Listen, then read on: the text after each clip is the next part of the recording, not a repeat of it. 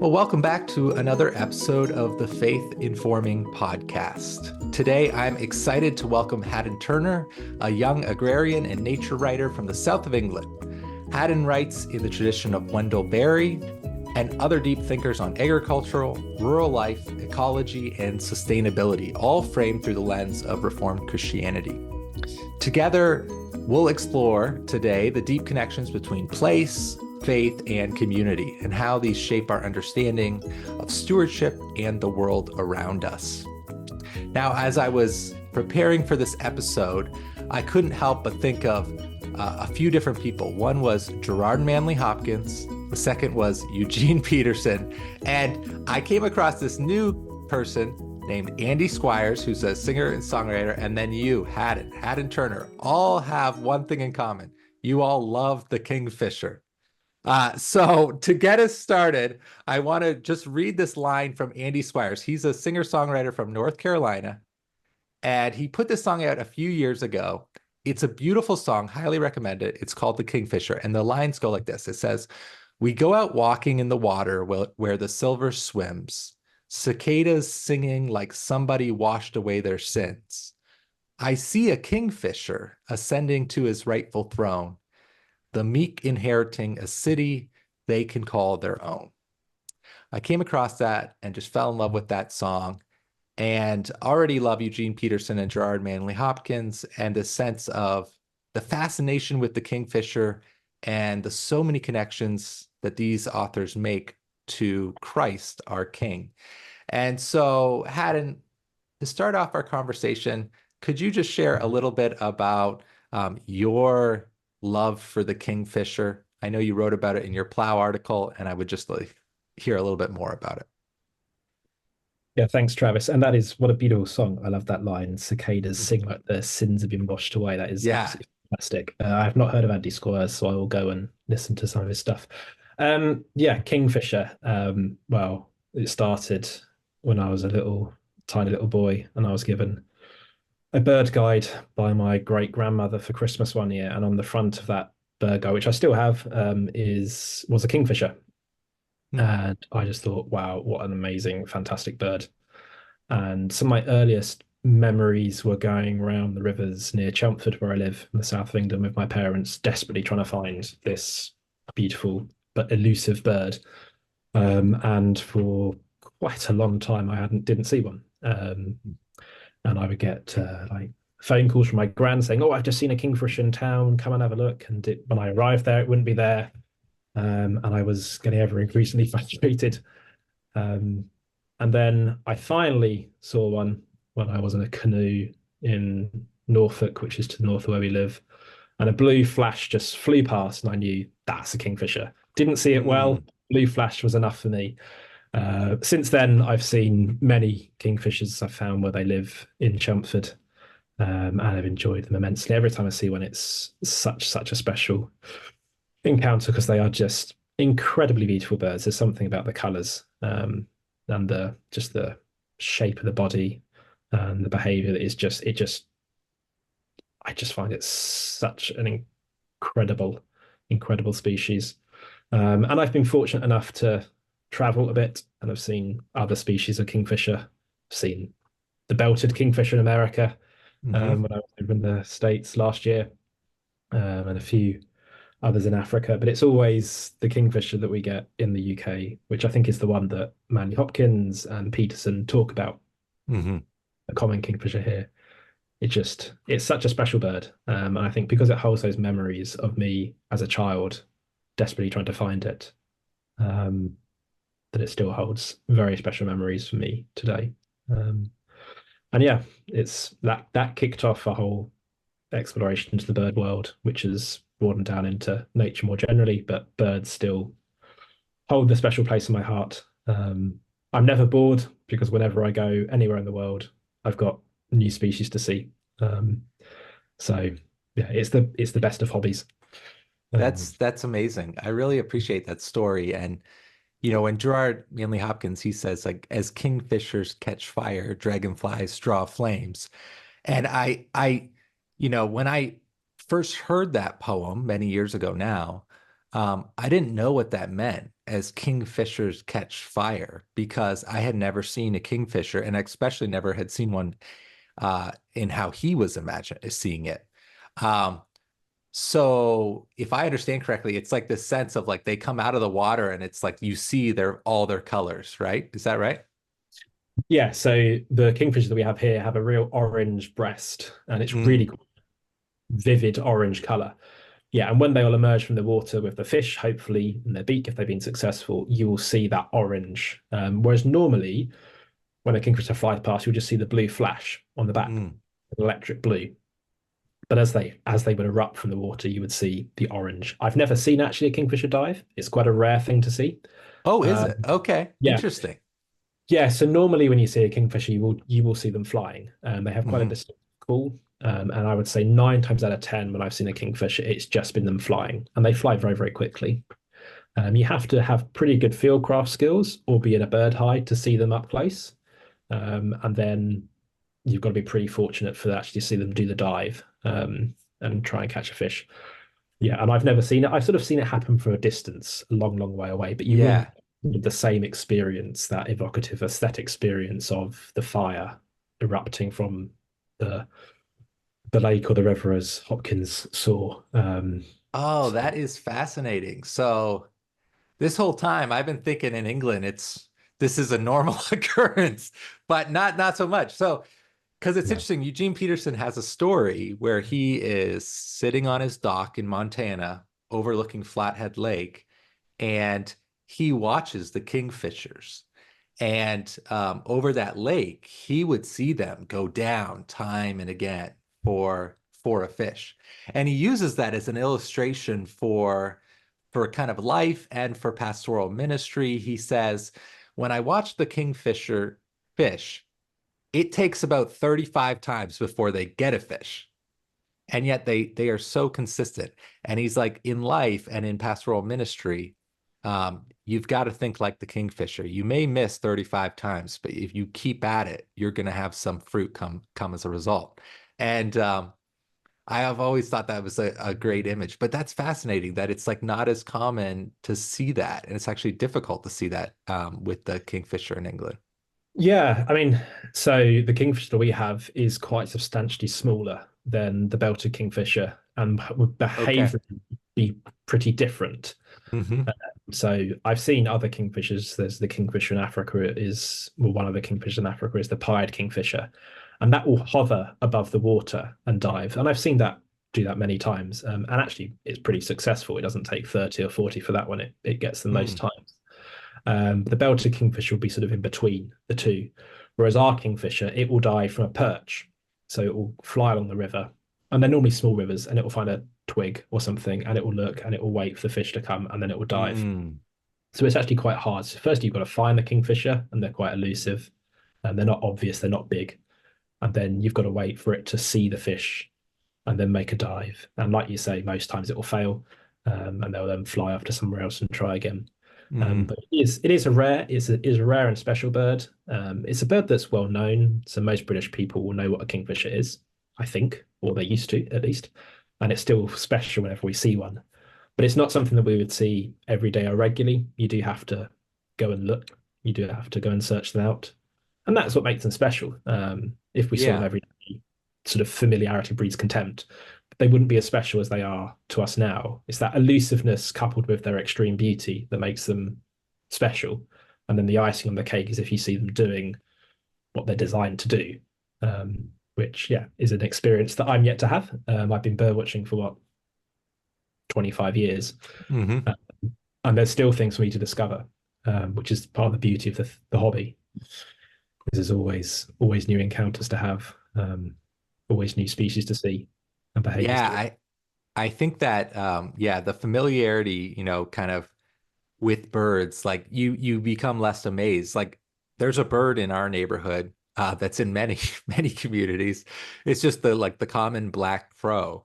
Um, but it's when you really look at it, it's quite an incredible bird because it's so huge. Like it's one of our bigger birds that you see on a regular basis. And every once in a while I'll be struck by, wow, this is just such a massive creature. But you see so many of them that it's rare that you really think that. It's like, oh, there's those annoying crows again, more than anything. Um, so with your story of, your great grandmother giving you this bird guide and this, birder's kit, how did in your life did you eventually become a nature writer? Because I mean I don't know any nature writers, and I find it fascinating that you became this. What was the process? What was the journey towards this vocation of yours? Sure, that's a good question.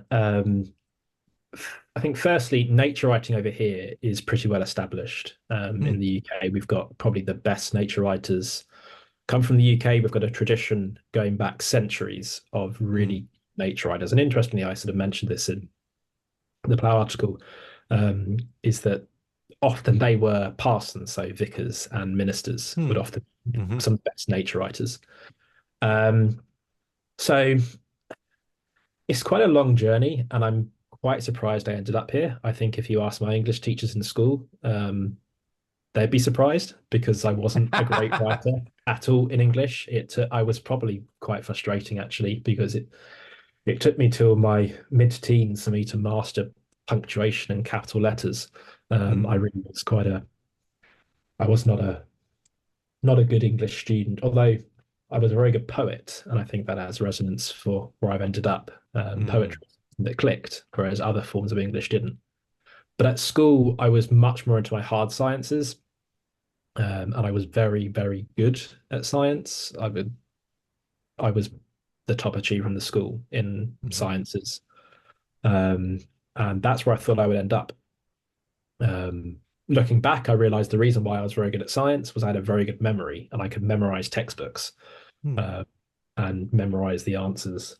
I wasn't necessarily maybe good at science, so to speak. And I discovered that at university that I sort of reached the pinnacle of where I could. I've done two science degrees in ecology and agricultural development. And sort of I realized there's a ceiling which I'm probably not able to go above in terms of the research, the data, the statistics, the analysis. Um, that's not how I'm built and wired. I can memorize the facts and the theory, but sort of progressing further on in science is not the was not the career for me, which was quite an interesting discovery because that's always where I thought I would end up. I always thought I would be a scientist. Hmm. Um, and it was sort of two things. One, discovering Wendell Berry, the writings of Wendell Berry, showed me there's a different way of interacting with nature and agriculture that's not just purely scientific, that's more philosophical. And I loved that. But two, sort of becoming a little bit dissatisfied with the way science is done, and the kind of questions that they explore, made me think maybe there's another way of using the skills that I've got in agriculture and ecology. And I started dabbling in a bit of writing, just here and there. I had some ideas off the back of reading Wendell Berry of some more philosophical treatises on nature and explorations. And the first one I had was on the article on naming, the importance of naming. Hmm. Um, and I gave it a go. I wrote an essay and published it on Substack. And I was quite taken aback by the positive response I got to that. It was on the goodness of limitations in farming, and how that speaks to our humanity as fundamentally limited beings. And yeah, I was quite taken aback by how well received that was and how easy I found it to write. And I decided to explore that more and more, and increasingly found, yeah, I'm getting really good feedback, really good response, and this is coming naturally to me. This is a side of me I didn't really know existed, the writer side, Hmm. um, and I just continued to push that door, increase my contacts, and hone my craft, and it's ended up where I am now. And sort of in the last year or so, I've decided to sort of align my two great loves now of writing and nature together and do more nature writing alongside the agrarian writing side. And that's been great, sort of to see to see nature through new lenses, writing about it in a more philosophical way makes you consider what you see with fresh eyes. You notice things you hadn't maybe noticed before. You notice connections and relationships. You notice things that maybe scientists overlook, the why questions rather than the how. And I find that immense amount of fun. And yeah, and to bring the Christian faith into that as well. Nature writing is sort of, it used to have very, very strong Christian roots. Now it doesn't necessarily have that anymore. So it's being a Christian voice in that sphere. I sort of not explicitly Christian, implicitly is how I describe Hmm. it. So I'm reaching a broad audience, but from time to time, topics and themes come up that are clearly got Christian resonance, like naming, and there, so I sort of let it all loose. Um, but yeah, I suppose nature writing for me is a way of putting to paper what I see outside, and letting other people see in my thought process, but also to see my experiences. Um, and my ultimate aim, I think, in nature writing is not just to say, look how beautiful these things are, um, but is to point people to God, to the beautiful creator, but also to say, look, these things are beautiful, these things are special, these things are designed, these creatures are immense masterpieces, and we need to protect them. We need to love them. We need to know them. We need to see them. We need to care for them. And if I can get people to think that way about nature through what I write, then that's good enough for me. Yeah, that's amazing. I'm struck by a number of things you've said. So I'm trying to decide where I want to go, but I think the first is, can you explain the difference for our listeners between like what is it an agrarian writer? Mm-hmm. Like I think we have a better understanding of what maybe a nature writer is, but what would be an agrarian writer in your mind? Sure. This is a question I always struggle to answer. I sort of know what agrarianism looks like, how to Mm, define it, a bit more interesting. I suppose for me, agrarianism is fundamentally about good farming. So there's a difference between farming and good farming. I make the case that in my essays that there is a good farmer who is farming in a way that coheres with his place, his or her place, is respectful of the limits of where they are, is locally based, and fundamentally it's a relationship to the soil. That we don't see the soil as a resource to use, we see the soil as a resource to conserve, to build up, and ultimately we want to persist for future generations. We're not there to use it up, so to speak. But it's a relationship to the soil that is healthy, that is mutual. As we care for the soil cares for us. And that is what a good agrarian farmer does. So a good agrarian mm, farmer is sustainable. They farm with nature, not against it. And they're locally bound and locally placed. They are looking to benefit and build up their local area rather than have a global orientation for maybe the commodity markets, as so much farming system now is done for distant commodity markets. Huge fields, massive machinery, efficiency is the aim of the game.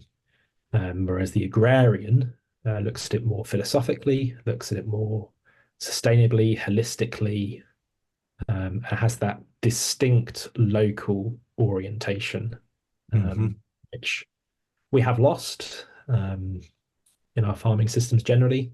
Um, Over here, that's the case too. And because of the local orientation, agrarian style farms tend to be small. They tend to be community based, um, small farms, small fields, mixed farming. So that's where you've got both crops and livestock on the same farm. So they tend to be holistic rather than specialized. And that's for the cycles. So they're very cyclical in nature. So the livestock produce the manure, which goes to feed the crops. Some of the crops go back to feed the livestock. So there is a self-sustaining, well, relatively self-sustaining circular system rather than a linear. We farm, we harvest the crops, We send them off to wherever the grain is shipped off to in the world, and it's like a linear flow. Whereas an agrarian system tends to be more cyclical. Doctrine of return is what I call it, making sure Okay. that you build up your soils. Those are the fundamental distinctions, I think. Yeah. An agrarian writer seeks to understand those systems, seeks to advocate for agrarianism. I suppose that's a big part of agrarian writing. Big part of Wendell Berry is saying this system is good. This system is the way we generally should do things. There is room for big farms. There is need for big farms. Um, but there's a lot more need for smaller farms and a better way of interacting with the land that starts to heal the damages that we've caused, that intensification has caused, that inevitably will cause. And the agrarian writer situates himself within that as an advocate for small farmers, the small farmers that tend to be overlooked by the state and tend to be the policies that come out of our agricultural ministries tend to be biased towards the big farms, the more productive farms. And the agrarian writers are that voice for, in a way, sometimes voiceless, as I think Wendell Berry will put it. That's really beautiful. Saying it like that, it's like being a writer for the voiceless. And I think you're absolutely right that Wendell Berry, uh, a lot of his writing has to do with the forgotten farmers, with the forgotten lands of America. One story that jumped out to me as you were like in my mind as you were sharing was like one of America's greatest, if not the greatest ecological disaster was the Dust Bowl of the 1930s, and how that came about because of bad farming, of bad practices that, and it destroyed not only the fields, not only the crops, but it destroyed countless lives. And you read great books like The Grapes of Wrath, or even more recently, Kristen Hanna put out a book on the Dust Bowl. I can't remember the name right off the top of my head, but telling these stories of that really are stories of bad farming and the consequences of that. And obviously, that is, a big example. But what would what would what would what do you think are some of the modern day consequences of big scale farming, like negative consequences? And then you did mention there's a space for big farming. So like what might be the negative consequences, and what are maybe positive things that come from big farming? Sure.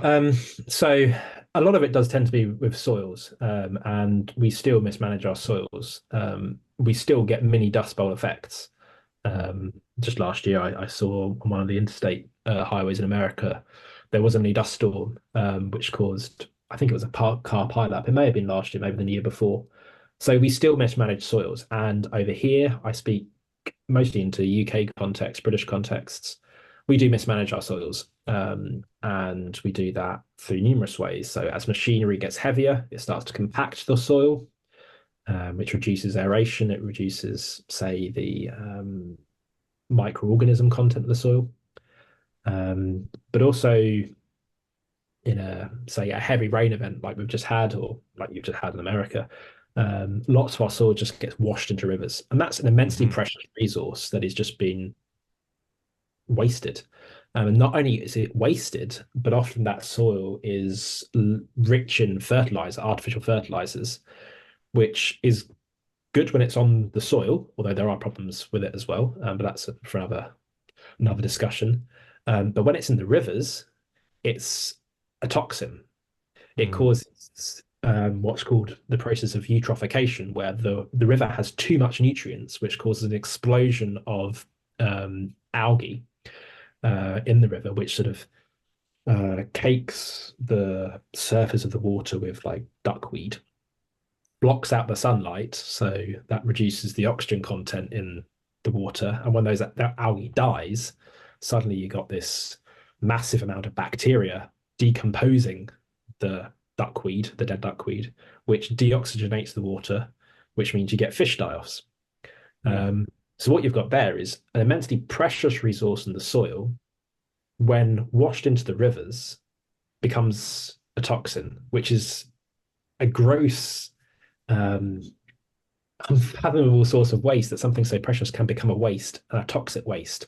Um, but that's the problem of our modern farm systems, and that on a grander scale, when those nutrients are washed and nutrients and toxins are washed into the sea, can create massive dead zones, which you get off part of the American coast.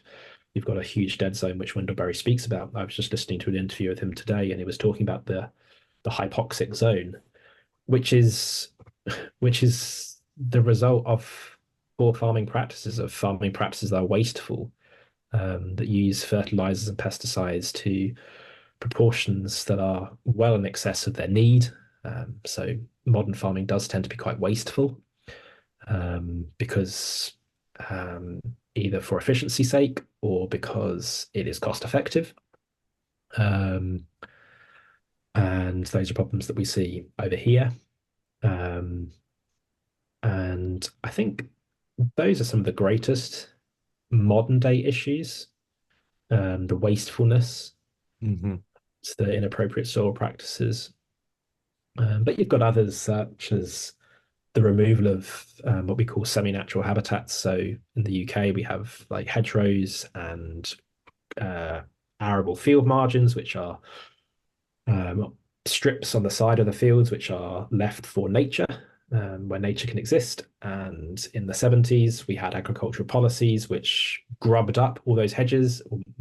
A vast proportion of the hedges and arable field margins in the UK were grubbed up, which means that all the farmland birds and other species and pollinators as well all massively declined in abundance and population during that period. And we're still seeing the ramifications of that today. And generally, as we've become more intensive and have left little room for nature in our agricultural systems, we've seen that our wild species have declined. So species like the cuckoo, which are enigmatic over here, are now becoming an incredibly rare bird, Mm-hmm. because of the lack of insects and other grubs in the arable agricultural lands, because we are turning more and more of our agricultural environments over to crops and leaving little room for those other creatures. And that's their home. Agricultural lands are their home as much as they are our home. But we've sort of forgotten that in our drive for efficiency and our drive for bigger and better yields. We've left little room for nature. And that, I think, are two inappropriate soil practices and leaving little room for nature are the two main issues. But we do need big farms in the age that we are in, with the populations in our countries being what they are. They need to be fed, and often big farms are more productive on a farm level. On a per unit area basis, maybe they are less productive, but they are benefiting from economies of scale. They are where our cheap food comes from, which is needed for food security. For people that are on low incomes, they will only be able to afford food that comes from big farms. So there are needs for big farms, and big farms can be farmed well. They can be farmed more sustainably, more with nature in line. We have schemes over here in the UK for farmers that wish to farm in a more biodiversity friendly way. They can get help from charities and organisations and farm advisors. So it can be done well.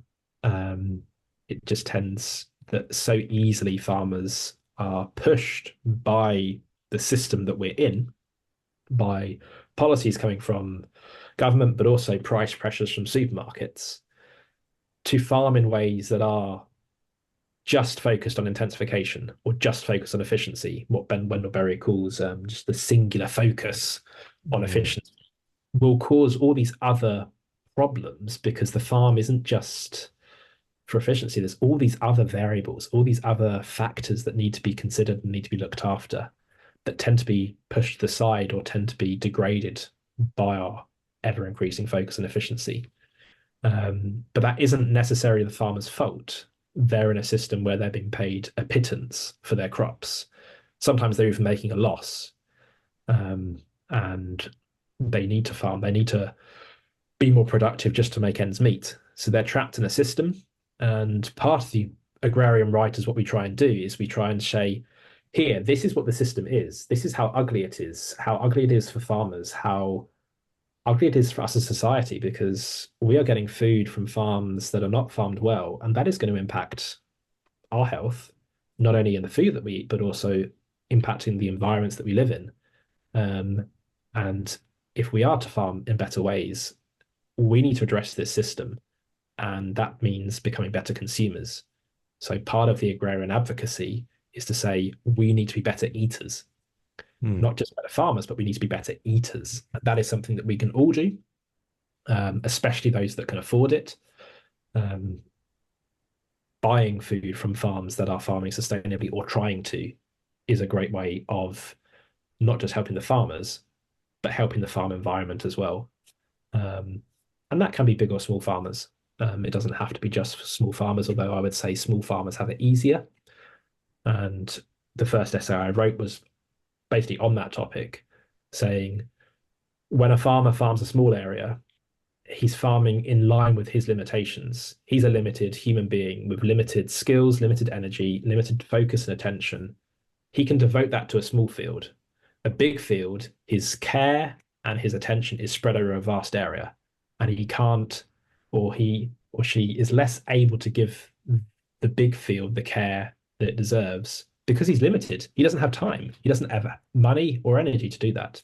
But in a small field, he can know that intimately. He can know that well. It's the same with, say, churches. You've got a congregation of 50,000. How do you know each of those people individually as a pastor? You can't. No. But you can know a congregation of 50 intimately and well. You can shepherd them well. You can shepherd them with particular care to their particular needs. It's the same in farms.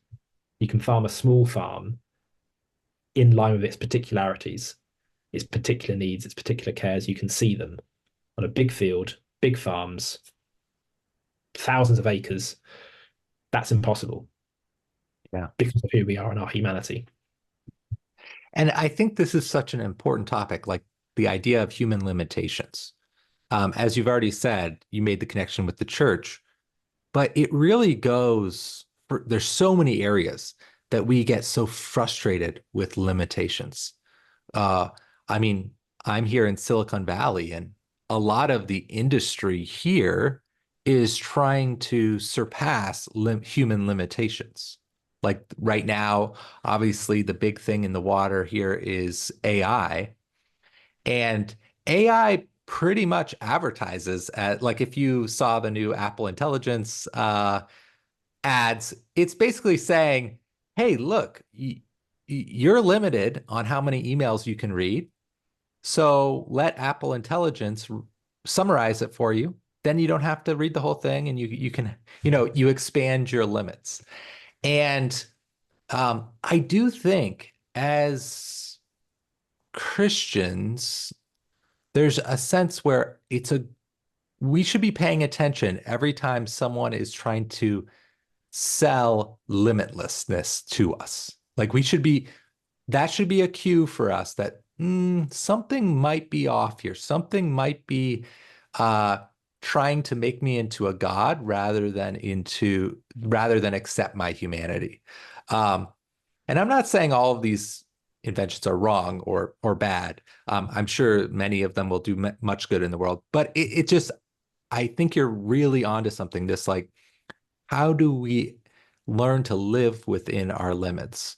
Um, so as Just on you, that, just on oh, that, because I think yeah. this is such an important question. Actually, the first comment I ever got on my writing was one that stayed with me and I think has shaped my writing like no other. And it was someone that wrote to me, because I wrote in my piece, we need to accept limitations. Mhm. And he said, I think you need to go a bit step further. I think it's about embracing limitations. And I thought, yeah, you're absolutely right. And from a Christian perspective, we've been designed limited. This is how God has designed us. Limits are there for our good, limits are there for our flourishing. I liken the analogy to a computer that's running at 100% CPU all the time. You do try and do another program like that, it's going to crash. When a human is trying to push at their limitations constantly, they're heading towards burnout. Our maker has designed us limited. It's within those limits. That's our sweet spot. That's where we flourish. It's quite arrogant to think that we can transcend those limitations and not suffer Mm, the consequences eventually. Um, and as I sort of surveyed the Christian scene, the Christian writing scene, and also the secular writing scene, I've been quite encouraged by there seems to be this rediscovery of the goodness of limits. I'm looking at Kelly Kapick's book, You're Only Human, mhm, uh, and writers like Zach Eswine, who really drill really quite intensively the goodness of limitations. You need your limits, and they are there for your good. They are the guardrails that keep you human. Part of what it means to be human is to be limited, and that's why I push in my writing quite strongly against things like transhumanism, where I think no, this is something that should be resisted. This is something that um, is threatening to take away part of what fundamentally makes us human. What is there for our good? The maker's design, the maker's instructions. Um, so yeah, I think the topic of limitations is something that we need to return to again and again and again because we're living in an environment, like you say, with AI, where we're constantly being told limits are in the way. mhm, Limits limits are what's stopping you reaching your potential. I want to turn that around and say, actually, no, limits help us reach our potential because they keep us grounded and keep us doing the things that we should be doing, not all the things that we want to do, but what we should be doing. And yeah, I can't stress it enough. Limits, that's how we flourish. mhm. Yeah, I mean, I think like whenever in the human existence, when you're at your limits or trying to break through them, in some part of your life, you're going to begin to fall apart Mm-hmm. because it's like that age-old encouragement, like give it 110%, right? But in reality, we cannot do that. And so it's like when we are pushing ourselves to the max, and this goes back to um, the theme of Sabbath in Scripture and how we have abused soil. It's both this idea of like all three are unwilling to embrace rest because Mm-hmm. uh, when you've embraced your limits, you know you need rest and you embrace rest. When you're ignoring rest, you're ignoring your limits. I just think those two are just so connected, and we have to be willing to accept our limits, even when it's frustrating, when it doesn't align with maybe other people's expectations of ourselves. Um, one of the things I've heard before is uh, any parent who has credit card debt, there's like 100% chance that they cannot say no to their child. And the two are like really linked. And I kind of think that's a good example of like we're unable to say no to ourselves. So then we can't say no to our kids. We can't say no on our spending. We can't, and all of a sudden all the limits where we just can't accept. And then it gets us into a world of trouble. Um, yeah, I mean, I think too, like, um, even within our, we live in a world, of course, that's at this point, we're obsessed with traveling, and is seeing the world, seeing the globe, like that's kind of the classic dream of a lot of people. And of course, I too love to travel and I love seeing other parts of the world. Um, but that can get carried away that we forget about like the square the kilometer around where we live. And I know Wendell Berry, he says at one point it takes a lifetime to or I forget how he put it. I think he said it takes half a lifetime to know half a kilometer of land, something like that. Yeah. And I love that line from him because it reminds me of like hey, we want to be in a rush to move on from where we are, but Yeah. there is so much available, so much, so much right around us. Um, yeah, so that, as you're just talking about limits, all of that is coming to my mind. Yeah, absolutely. I mean, my most popular essay I've ever written was titled "You Are Where You Are is Where You Are." And Mm, we forget that. We think that we want to be where it's glamorous, we want to be where it's all happening, we want to be in DC or we want to be in London, but we're where we are. And where we are is where we have our responsibilities. Um, I'm not responsible for what happens in London, but I'm partly responsible for what happens in Chelmsford. mm, And I can know and I can influence what happens in my local area. I can't influence what happens out there. There was a comment from Wendell Berry in conversation with Gary Snyder, and Gary said to him, "Be famous for 15 miles." mm. And that's I like brilliant. that. Yeah, and then beyond 15 miles, you're obscure, you're unknown. But in within that 15-mile radius, or more like in the UK, it'd be like a kilometer radius, that's where you're known. That's where your attention is. That's where you're rooted, and where you're placed is where your responsibilities lie. And that's where your limits lie. Let your place be your limits, which is a message that, yeah, in this hypermobile age, in this rootless age that we live in, we tend to forget. And that speaks to a whole lot of other things, like what are roots good, are Hmm. roots bad? Um, is it good to be able to be hypermobile? And I think we're seeing a longing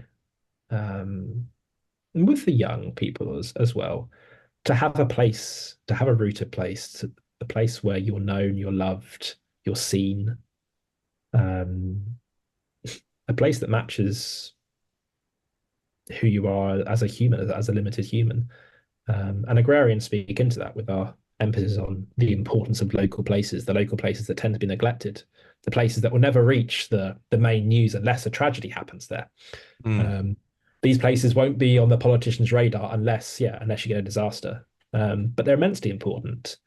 Um, and and yeah, that's part of the reason why, as we were discussing before, we recorded this, why I'm moving to a rural location, is to try and embed myself within those limits that are much more easy in a rural location. It's difficult in Chelmsford. Chelmsford's my home city has gone through a lot of changes, and many of them are not great. It's become sort of a commuter town full of people that sort of live here for um, well, basically just sleep here and then commute into London. So it's very Mm. difficult community, and it suffered neglect because of that.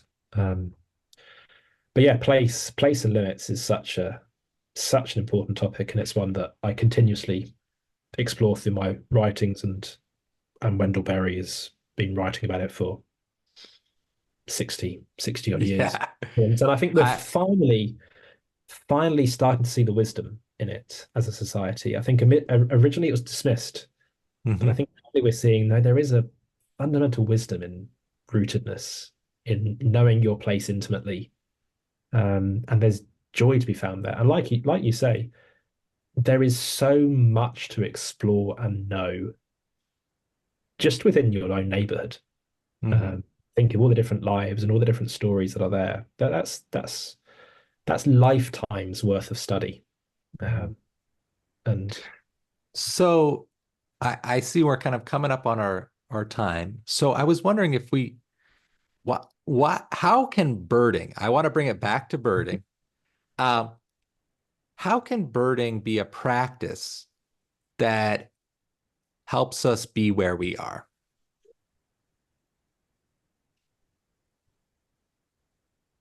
excellent question.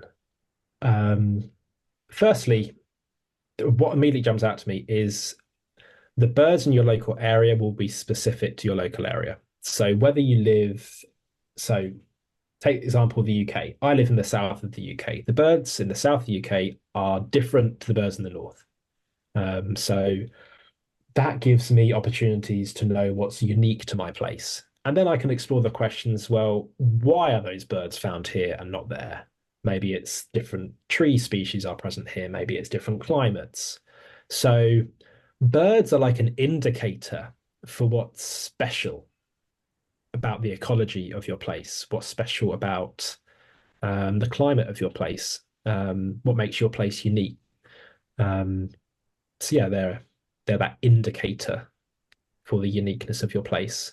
Mm. Uh, and if you want to see different species, you've got to go out and explore.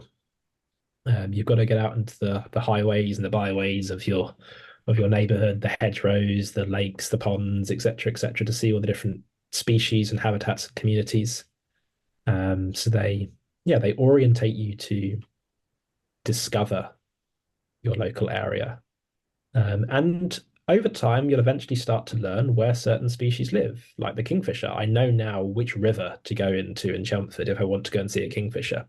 Mm. Um, the more I go to that place, that local place, the more familiar I get with it, the more that I see perhaps, oh, hey, maybe this river is suffering from pollution, or maybe this river is suffering from neglect.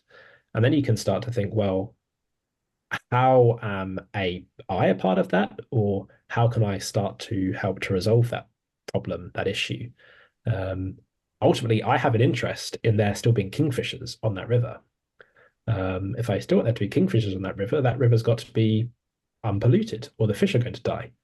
Um, so becoming attuned to the health or the abundances of the birds in your local area is another indicator for the health of the ecology of the place that you're in. And if you love the species that are there, you're going to want your place to be well looked after and cared for, so those species can continue to live in that place. So you develop a affection and a an interest and a responsibility for your local place. Mm. Uh, so yeah, birding can touch on so many different aspects of developing a responsibility and a an orientation and a focus on your local environment. Um, and there's even when I move away from Chelmsford, there will be places because of the birds and the experiences that I've had here that will always be incredibly close to me in my heart. There will always be my local park. There will always be the local floodplain where I spent so many hours as a teenager photographing and seeing birds. That will always be Mm. special to me. That will always have that place in my memory, that sort of that longing to one day go back. Um, so yeah, I think that's probably the most fundamental aspect of birding is that it develops in you that love for where you are, um, that affection, which which our local areas need. Um, they suffer from neglect, they suffer from abuse, they flourish when they're loved, Mm. and birding can help you do that. Yeah. Have you read Annie Dillard's book, Pilgrim at Tinker's Creek? It's on my shelf. There's many books on my shelf that I really Okay. could read, but I've heard things about it. Yes. It just reminds me of there's a scene in that book where she is she goes to this, I mean, Tinker Creek. She goes to this creek constantly, and it's just the whole book's about the creek. But there's a scene where she is going to this little bridge and she's at the bridge and she's kind of hanging over looking at the water and looking around, and then some birds come by and stuff, and but but she's trying to now I'm forgetting what the animal is that she's trying to see. But as she goes back to it time and again, back to this bridge, she begins to almost have a relationship with the animals there. And I think there is something important about um, when you're birding, like start by finding a place and then keep going back to it. So I'll share when I first read your article in Plow, which I'll say for our listeners is well worth looking up, and I'll put it in our show notes. I had literally that morning had been out. I just recently started this practice of we live by the San Francisco Bay, going to the Baylands and going on a walk early in the morning on Saturday mornings. And I started by doing this, and then it got me into thinking about birds because there's so many birds there. And it might have been around that time. It was the first time I saw the black-crowned night heron, which is this really cool bird. I had never seen one before, and then it was just like right in front of me. And so I keep going back, and it was funny. A couple weeks later, I was like, I wonder if that bird is in the same place. It was around the same time in the morning, and I thought, I wonder if it's there. And I'm kind of thinking, probably not. But I went back to that exact spot I saw it before, and there it was. Like to me, thinking this might be actually the same bird. Um, Almost and certainly was. yeah, and I just thought it just like brought me to a deeper connection with the place I live in. Um, and also reminds me too of, when we go back to the story of Jesus, that like he was born in a very particular place at a particular time, and he lived and worked and did his ministry within just such a very small area, mostly in the countryside of Galilee. Um, and I mean, he changed the world, he changed history, but he didn't have to do it by trotting all over the globe, and he stayed in a place. And I think that's just an example of like God can use each of us in our places.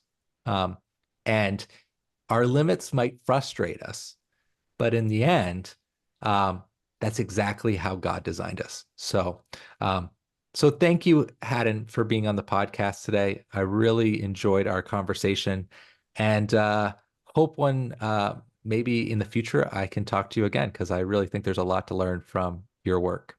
Oh, thank you. I'd be more than willing. I've really, really enjoyed this, Travis. Really, really Okay. enjoyed this one. Yeah. Thanks, Hadden. Thank you.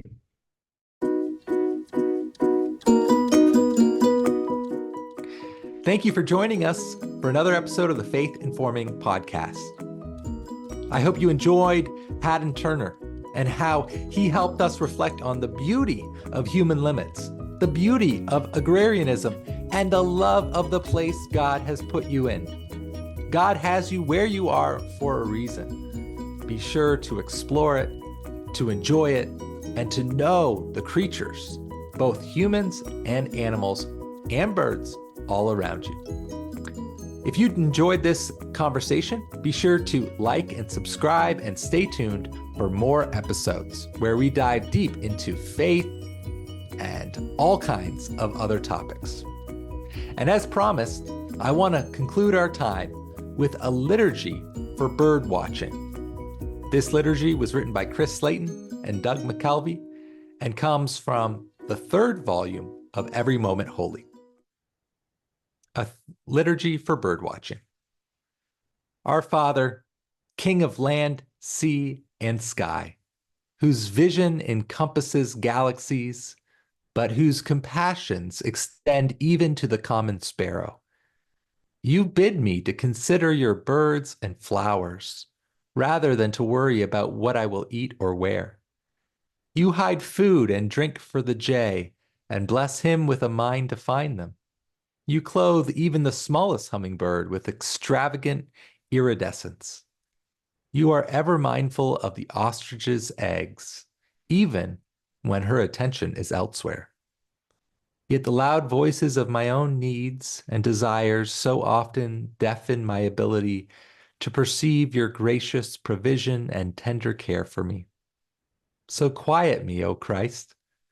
Quiet the noise in my head and heart. As I consider your kindness to your creatures, let me also find a deeper trust and a deeper rest in your loving kindness toward me.